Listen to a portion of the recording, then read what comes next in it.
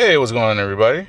It's Mr. KB. It is sometime in January 2018, and happy belated New Year's to all the peoples out there. I know that I haven't done a video in a long time. This will be like the first unboxing I've done like in months, and it is for the TT Esports Commander Gaming Gear Combo. This is manufactured by Thermaltake. The TT Esports part of that is basically what they support their esports teams with. I'm currently not even sure what they support. I know during a bunch of times in their career they've supported StarCraft players, they've supported Street Fighter players, they've supported pretty much every esport under the sun. And what the bargain of this was, and we'll talk about that later, I figured, hey, why not just throw a couple bucks their way? So anyways, keyboard, mouse. Reason why I need this is because I started a new job. And if anybody's interested as to what the new job is, feel free to do in the comments below and I can give you guys the answers. But, you know, I got like basic equipment at work, and not being one to be like, hey, I demand that I get this for free. I can pay my own stuff. And I wanted something that just felt a little bit better, a little bit more gamer centric. This is kind of what I came up with. And we're going to go through some of the details, back of the box. And sorry for like the glare and everything. I just wanted to get an unboxing done because I haven't done it so long that if I took this home, I wouldn't actually do it. So coming down here, we'll go through the mouse first. So it's on the fly DPI adjustments. It cycles through 800, 1200, 1600, and 2400 DPI. With the price of this, I am sacrificing what I'm actually accustomed to for the actual price. I'm usually accustomed to having a DPI around 2950 or 3000, which is kind of sensitive, but to be fair, I have been lowering the sensitivity games that I do play, like Overwatch and even Heroes, to kind of have a little bit more precision over it. So 24 DPI might not be actually that bad. Sorry if it looks a little bit blurry, guys. Side panel lighting enhances gaming feel. Two-sided buttons for conventional navigation. Now, from what little I've heard of it, this is almost an ambidextrous design, as it is, as you can tell, no straight actual real curve towards any one side favorably. It does have kind of a neutral design, but it only has buttons on the one side. So you could technically use it as a 2-button mouse for both hands, but if you want full functioning, it is pretty much right hand dominant. Now when it comes to the keyboard itself, and I'm sorry once again, it comes with a bunch of things that I did want. So it does have some shortcuts, it does have the multimedia keys, it does have some adjustments, it does have a Windows lock key, it does have your standard, you know, arrows and everything else that you need for first person shooters. It does have keyboard function, it does have backlighting, which again, at the price which talk about later, was one of those things I was like, okay, cool, I can actually have that. Some of the specs on the keyboard itself, jeez man, super blurry, I apologize.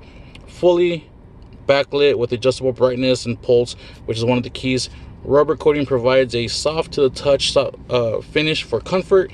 Plunger switch gives mechanical like tactical feel. So what that means is these are standard plunger kind of membraney keyboard switches, not mechanical, which was kind of a downer for me because I had been used to just doing mechanical keyboards. But like I said, I needed something that was not super pricey. It is for work, and honestly, I'm looking at this best case scenario. I get 3 months out of this, then I might not like how it feels, and then I can actually afford to replace it with something a little bit better.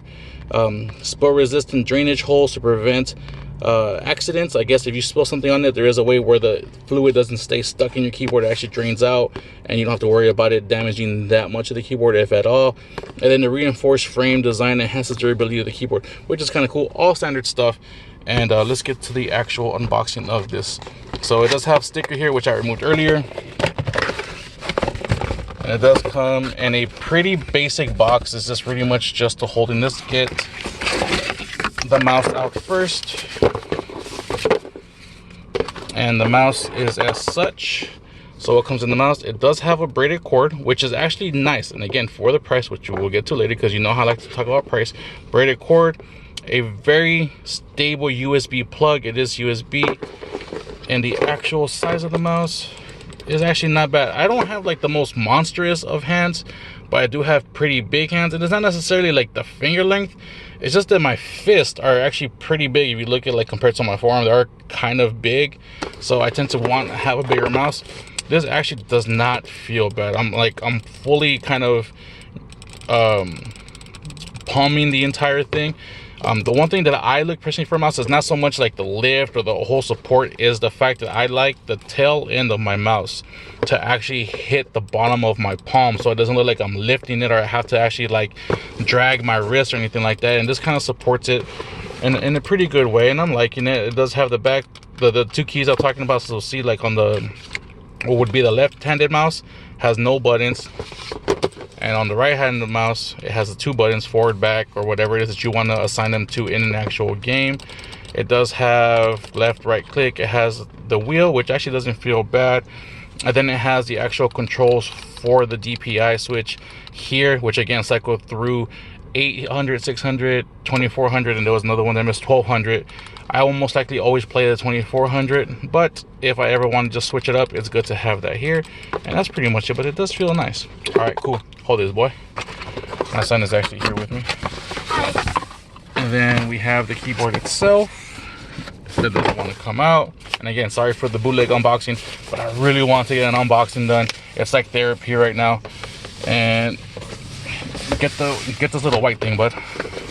Get that. All right, cool. Thank you, sir. Same thing with the actual keyboard. Again, braided cord, same type of really thick durable plug in the top, and it's pretty nice. Like it, you know, like it has a nice feel to it. It's not gonna bend. That's cool. There are metal parts that are attached here for aesthetics. I don't think this actually runs the whole way through. And so you hear the plunger, you hear the like that wannabe mechanical feel. It doesn't feel mechanical.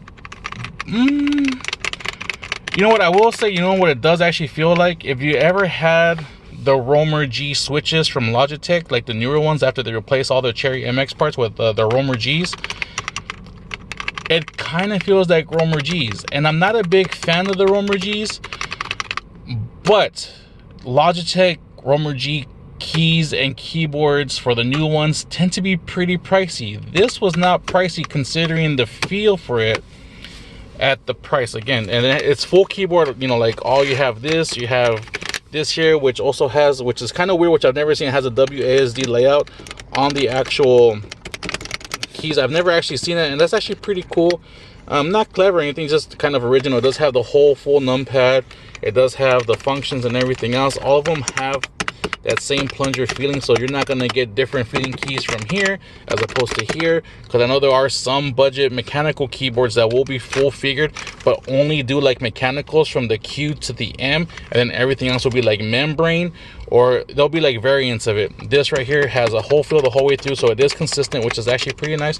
And to be honest, like again, I'm not a fan of the Roamer Gs from Logitech, and I'm actually not even a fan of the feel of these per se, because you do feel like the Roamer Gs, and I'm very biased towards it. But again, for the price and for what I'm actually replacing, it does feel better.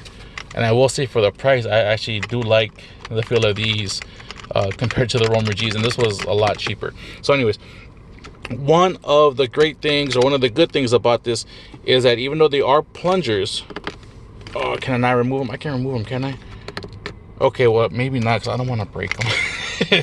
But, or maybe I can. I'm trying to figure this out, because I read in one of the previews, which was one of the things that I could that I did look up, maybe not, was that you were able to replace the keycaps. Maybe if I had the tool and to get underneath it, I could, but apparently you could replace the keycaps with those meant for collar switches and even Cherry MX switches, which means they have like a general cross design holding the caps in place.